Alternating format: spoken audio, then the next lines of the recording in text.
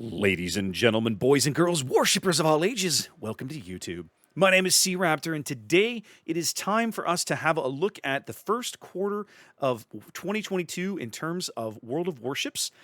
Just kind of a little analysis, a little review of the quarter. We'll look at server populations. We'll talk about what came out in the patches and stuff. I've been doing this for a couple of years, and I know a lot of people kind of look at it and like, Raptor, we know we know what was in those patches, and I always think yes, but I feel like there's value before we start talking about the impact those patch cycles may or may not have had on the population of the game, that we have a look at what was actually in them. Because I don't know about you guys, half the time I can't remember what was 2 patches ago, right? I remember what's in this patch, maybe the patch before that, but not 2 or 3 or 4 ago, right? So this review is coming a little late. I normally do these right as the quarter ends, like in that first week or two after the end of a quarter, and I realized on the weekend, it's like, wait, it's been a month and I haven't done it yet. So sorry for the delay, but let's have a look at this, okay? So let's get into 2022 as we do, starting with 11.0 in the middle of January. We got our first crack at early access to the Pan-Asian cruisers. Asymmetric battles came back. And honestly, I'll step back real quick before we get into the Pan-Asian cruisers. This line, I don't think, has been received as well as the German battlecruiser line. Like the German battlecruisers, those are a huge hit, in my opinion, right? Those ships are well designed. They're fun to play. Anytime you see them, it feels like anybody I talk to, anytime I talk to people playing those ships, they're having a great time. So I feel like that line is a big win. The Pan-Asian cruiser line, I don't know. I feel like you got to be maybe a bit more of a hardcore cruiser person to really enjoy these ships. But they're out there. Early access there. Asymmetric battles was kind of came back in a tweaked form in this patch. We had all of the stuff that goes along with the Lunar New Year's. Wargaming likes to do that, and they do a good job of it. Super ships continue to be a thing in 11.0. You got rental access to them, so you could take them out, I think, into ranked, I believe, in this era. That sounds correct.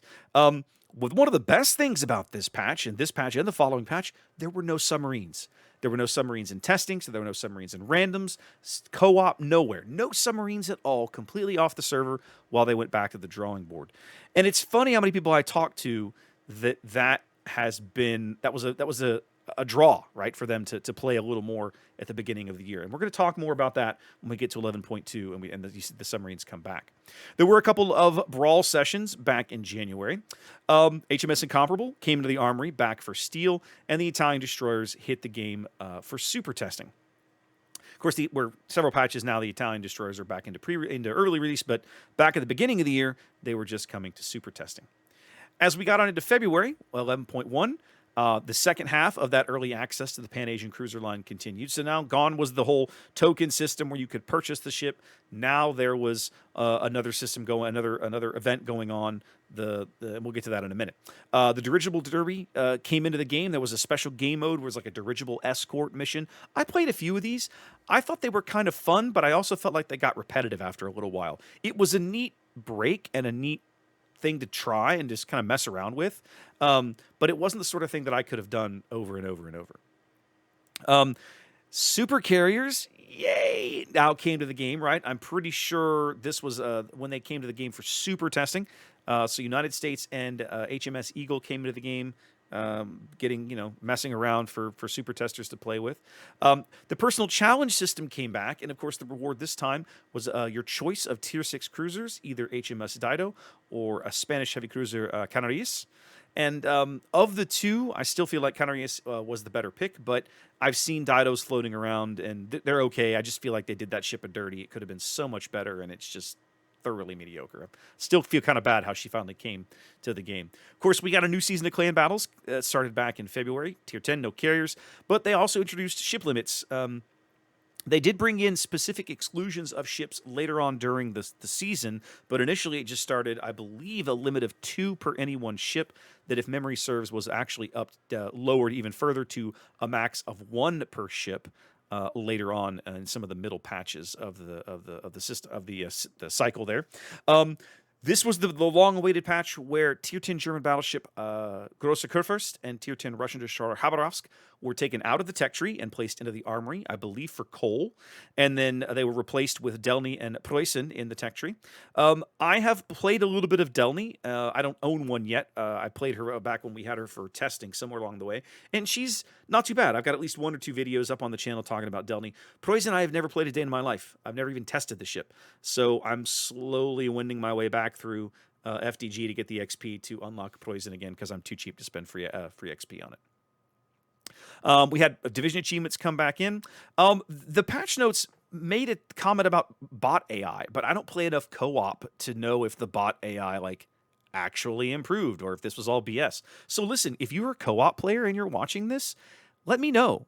Did you guys notice a change in the bot AI? Because I have no information on this. I don't play co-op a lot. Occasionally I do, but I haven't played it since this change went in. And so I don't have any feeling on it. We did get some balance changes. Most of these impacted the super ships while they were still in testing. Hanover got a little buff to her secondary ability trigger. It went from, I think, needing 16 charges to only needing 12. Both of the super carriers during this cycle got some changes to how their reticle and attack angles worked. I call these buffs. I get the impression they were more changes than buffs, really, but they were definitely kind of player comfort things, I think. Atago apparently got an anti-aircraft buff. No, I don't think so. There's not much there to begin with. Any buff she got would have been very minor and hardly noticeable. Tier 8 premium Japanese destroyer Fen Yang, which is arguably one of the worst premium destroyers ever released, is got some buffs, which I think she desperately needed. Her AP shells, which are supposed to be her big fancy thing, got a damage buff, which is nice. And then the shell ballistics, if I remember correctly, they lowered the weight of the shells, which I believe means that the ballistics on them got a little better. And then Tier 10 French cruiser Henri Quatrième got a little buff to her acceleration, her engine acceleration, which of course was the big nerf that she got a long time ago. They were continuing to nerf some of the other ships. The Japanese super battleship Satsuma got a reload nerf in this up to 33 seconds. All of the German battlecruisers that have hydro got their hydro ranges nerfed. I'm okay with this. I realize there's a lot of people who are upset about this at the time, but I think it's okay because these ships were super strong. They're fun to play, but part of the reason they're fun to play is because they were super strong when they came out. So a little bit of nerf here I felt was warranted. The Tier 10 in the line, you see there Schlieffen, her secondary battery was just monstrous. It got a bit of a nerf as well. Tier 10 Soviet carrier Nakimov got a minor nerf. They pulled one of the planes out of her skip bomber squadrons, which, I mean, yay. The ship is still busted as all hell. And then Tier 9 American destroyer USS Black, premium American destroyer USS Black, her radar got a small nerf. Now, at the time, I remember people complaining about this, but my hope that apparently has been borne out was that it would allow Black to come back available for sale, and that is going to happen here sometime over the summer. Heading into March, not the most recent patch because we're already in 11.3, but the patch before that, of course, early access to Italian destroyers began. You could unlock, I think, all the way up to the Tier 9, I believe, maybe even the Tier 10. And then, of course, there was this release event that went with it. The kind of been doing these off and on several times a year with some of these new lines, right? You get the thing that's encourage you to come play the ship and all this sort of thing, or just play the game, and then you earn tokens, and the tokens let you access the ship or buy ships early and all this sort of thing. This patch marked the full release of the Pan-Asian cruisers. One of the things that I think we started to see more of as they've accelerated the release of so much new content in certainly the last 18 months or so, is there's just this never-ending stream of early release, and then the very next patch is full release, and the next thing goes right into early release. For a while there, when they were doing early release patches, it was you had one patch of early release, the next patch the ships would release fully. For a while, sometimes they would straggle. I know a couple of releases they straggled like the Tier 9 and 10 into the following patch, but usually it was like most of the line would release into the tech tree, then they would release the high tier stuff, right? And then you'd have a patch off, and then they'd start the cycle again. Now it feels like they're just pumping out ships so quickly. You're getting early access. Next patch, early access. Next patch, we're getting full access of whatever the latest early access thing was, and we're starting a new early access. It just feels like this constant, relentless pace. Savage Battles came back, which of course was the post-apocalyptic thing that they originally released back in 2019, almost 3 years later, coming back into the game. I didn't play any of these. I wasn't a huge fan of them the first time, but I know it was a fun mode. I played a few of them, and a lot of folks enjoyed these. Of course, 11.2, the big news was everybody's favorite submarines came back to random battles, and there was just so much rejoicing. Just, it was amazing. It was just, everybody was so excited, I know. There was a whole big patch note about spotting ranges that I know caused some consternation, and we talked about this in Scuttlebutt back at the time. And the short answer is it was possible to have a ship with a firing range that was longer than its ability to physically spot ships on the surface. They needed to fix that, so that's what they did. So they went through and they made some changes into the underlying balance between spotting range and potential firing ranges across the tiers so that we didn't have that problem anymore. The art department continued to kill it. We got a lot of visual improvements in this patch, including some reworks in terms of the clarity and the cleanup of maps. You know, the map art getting a little better. And then, of course, one of my favorites is when you play on like a winter map or a chilly map now, like Islands of Ice, for example, you actually get snow effects on the hull and the deck of your ship, which is just a lovely, lovely little touch. I'm a huge fan of that. Got some more balance tweaks. Of course, both of the super carriers getting more tweaks. These weren't really so much nerfs or buffs as they were just changes. They messed around with the number of planes in each of the tactical squadrons on both of the super carriers. The Tier 10 Japanese super destroyer, that's Yamagiri, did get a buff there. They lowered her detection radius and gave her an alt fire mode she didn't have, which I believe was for her main battery, but I don't remember because I haven't played the ship, honestly. The Tier 10 German battleship, super battleship Hanover, also got a buff to her reload down to 28 seconds. And then Tier 10 American super cruiser USS Annapolis got a buff to her reload from 6.1 seconds down to 5.5 seconds. Small nerfs to the Tier 10, sorry, I say Tier 10, the Tier 11 super destroyer in the Soviet line, that's Zorky. Her alt fire mode got a small nerf. And then for the second straight patch, they also nerfed the reload on the Japanese super battleship that was Satsuma. All right, so now let's look at player populations by server. So if you're not familiar with this video series, what I'll do now is we will go through and have a quick look at each server's population. I'm going to show you a graph that will show you the average daily logins by quarter all the way back to release. So this is now coming up on 7 years worth of data. I'll put the link down below if you're not familiar with the website that tracks all of this. This is all publicly available information. Okay, Wargaming doesn't like issue this out or something, but the number of players logging into their game is public knowledge, and there's a number of sites out there. There's at least one site out there that scrapes that data off the public servers and logs it, and you can see the full record of this, okay? So what I do is I come in and I say, all right, over this 30-day period, a full quarter of the year, what was the average number of players that were logged in on any given day in that quarter? Right, because it'll fluctuate. The population fluctuates. It's every server in the world. It's low in the morning and high in the evening as people are relaxing after they get home from work or whatever. So the population over the course of a day will fluctuate. What I'm looking at is on a daily average, what was that number? Okay.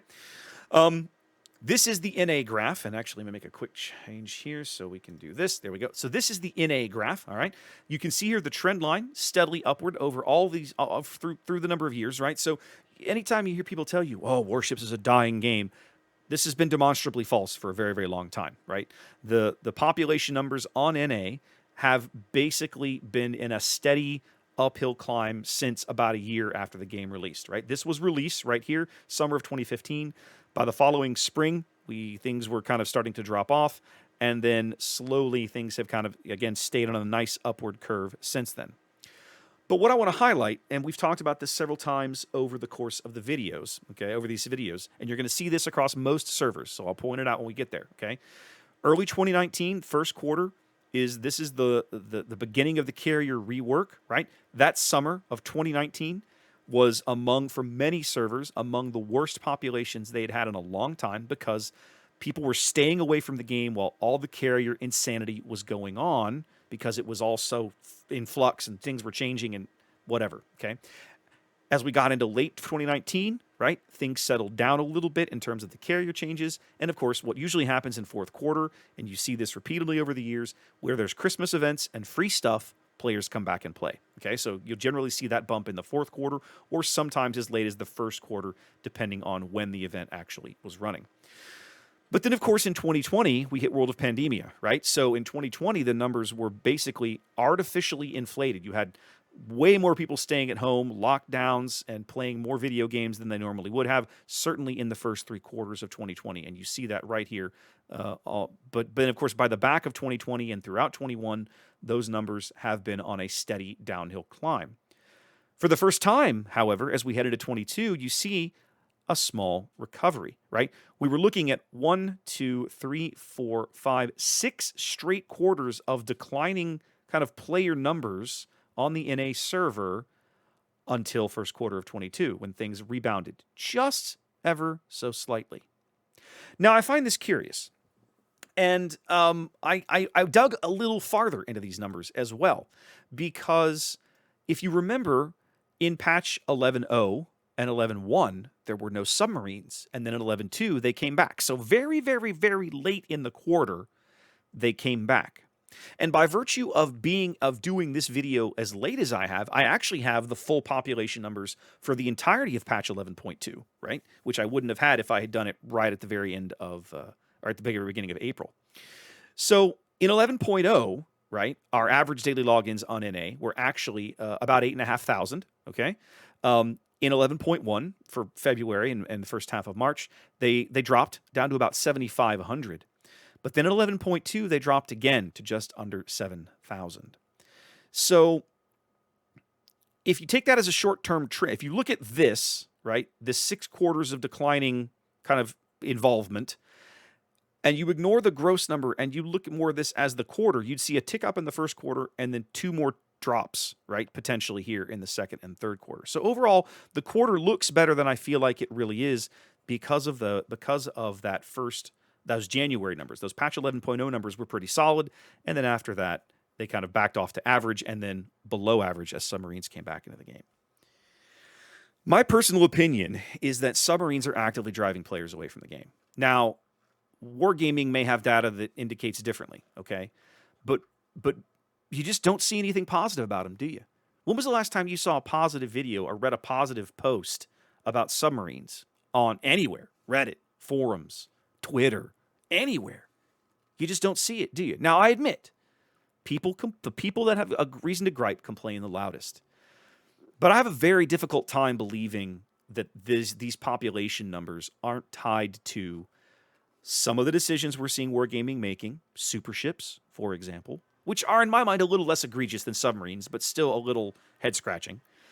Submarines, and some of the other, potentially, some of the economic changes we have coming up also maybe driving people, getting them a little scared. And I could do probably a separate video on that, but the truth is we don't know enough to really make any good conclusions. The bottom line is that I feel like this recovery number, when you look at it at the aggregate, at the quarter level, it looks okay. Well, that's recovery, but I think in reality, it's a bit of a false flag. Population-wise, you're starting to get now down into this number, right? We're going all the way back now to 2017, right? This is the kind of server average we're seeing right now in 11.3, a daily average, and I'm not convinced it's going to get better. So I know I always say this, but I think we need to keep an eye on this. I think 2022 is going to be a really critical year for World of Warships because the move, taking the dev team out of Russia, the leadership change of Sub-Octavian moving on, leaving the game behind, and of course we still have not been told who his replacement is yet, and that's a hugely critical position, by the way, right? That's the leader of the entire dev team, and we don't know who it is or who will be. All of these factors combined to I think 22 is going to be a very transitional year for these guys. I think we're going to see a slowdown in the release of content as we get into the summer, as the impact of the move from out of Russia is felt and kind of ripples through the development process.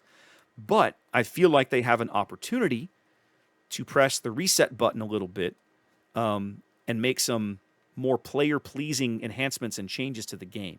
Now, will they? I have no idea. But I think the opportunity is there. I just hope they see it. Let's have a look at EU server populations here. EU, again, with a small recovery, but theirs had already kind of started after bottoming out in third quarter. I think we're seeing kind of the Christmas bump here. Again, just like we saw in NA, very high numbers in 2020, and then kind of a steady decline, a small rebound into last year, and a small recovery continuing here into the first quarter. Now, I didn't look at the patch by patch numbers here on EU, but I bet if we dug into it, you'd probably see something similar. It would not surprise me. The overall trend line, long-term trend line on EU is still positive, but you can see it's a very, very gentle slope. So worth keeping an eye on. Have a quick look at RU. Now, the long-term trend on RU has been bad for a while. Like, this is normal, okay? However, and you'll see this when we get to the graphs in a minute. In a minute, I'm going to show you the short-term trend graph, right, which I look at, like, the last 6 months. And honestly, things have kind of leveled out on RU. You can sort of see it here. If you go all the way back into 2020, you see in 12,000, we're only looking at about a 15 to 20% below that here. And of course, this was pandemic inflated. This is probably more accurate to where the game should be, right? And so all in, this is fairly steady. We had a dip last summer, but again, lockdowns breaking and everything, that's not really all that surprising. Quick look at Asia. Now, Asia is the one that really sort of defies the trend, right? The carrier rework coming in 2019 really, like, the Asians embraced it. They loved it. In fact, carriers, from what I understand, from what I've read and talking to Wargaming, remain more popular on Asia than any other server. So 2019 was not the down year in Asia that it was for many of the other servers. It was a huge renaissance of the game. And then, of course, lockdowns in 2020 brought us big numbers. Obviously, they scaled back to something a little more realistic, but the Asia server still going very strong these days. Very, very solid, and certainly well ahead of where it was, 2 or 3 years after the game released. So this is great to see. Now, this screen is literally all of the preceding graphs on one. It's very busy and a little crowded, but I feel like it's useful to kind of give you an idea and just overlay everybody to show you. For example, right now, in most recent times, EU remains the most populous server, followed by Russia, followed by the last several quarters now by Asia, and NA remains the smallest server by population. But then again, that gap between Asia and NA, very, very, very small. So they're basically this very comparable, okay? You can also see the trend lines of each server on top of each other, right? The RU one, obviously, very negative. Everybody else with at least a gentle positive curve. Now, this is, if you took the previous slide and you added up all the numbers and you made one big slide, this is what it would look like. So this is global. This is everybody all together. Overall, of course, that RU average really drags the whole thing down. So globally, the trend line doesn't look very good. And two things impact it. Like we said, the RU totals have gone basically nowhere but down the entire time. And then, of course, World of Pandemia, we have a little bit of inflation here that is starting to kind of regress back to normal. But we're not anywhere near back to where we were in summer of 19 with everybody staying away from the game while the carrier craziness was going on. Now, because RU pulls the numbers down, I like to run a version of that exact same graph where I pull Russia out. To say, all right, if you take Russia out of the equation, how does the health of the game look? And the reality is, it's not too bad, is it? Right? Again, you can see the dip in 2019 dealing with carriers, stayed steady for a while, but ever since that's kind of leveled out and settled, things have stayed fairly positive. Even after the regression, as World of Pandemia sort of ended, lockdowns sort of ended, people were allowed back out of their homes, you can still see here, we've got a nice, healthy population of the game. Things are going okay. This one, to me, is a little more worrisome. This is every single first quarter number the game has, okay? So first quarter 16, 17, 18, 19, 20, so on. Right now, you can see that first quarter 19 number pretty low. Definitely an outlier when you compare to the other ones. And again, first quarter 22, looking about the same. This might be a small indicator, right? This might be a warning that we're headed into another quiet summer in terms of server populations like we saw in 2019. I don't know that, but I think it's a real concern that we need to keep an eye on, because with submarines coming back into the game, and I'm convinced that the development and content release cycle is going to slow down with all of the political instability surrounding the move and the leadership change of the development team. I think this number is going to be worth watching. And the last slide is one I talked about earlier. This is the short-term trends. This looks at the last 6 quarters of each server. And you can see, as we were talking about, the kind of the regression back to a little bit away from World of Pandemia, You can see here we're looking at downward trends on NA and EU. Not gross ones, but they're there.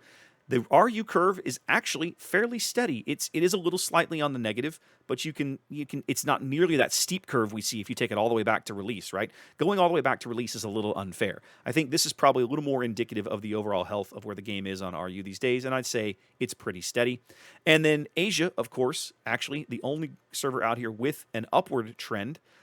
Continuing to, in my mind, still continue to defy expectations and really crush it and do really, really well. So I say this a lot of times when we do these videos, but huge kudos and a big shout out to the Asia marketing guys and the community teams in Asia that keep the game going over there and keep the communities engaged. They're obviously doing a great job.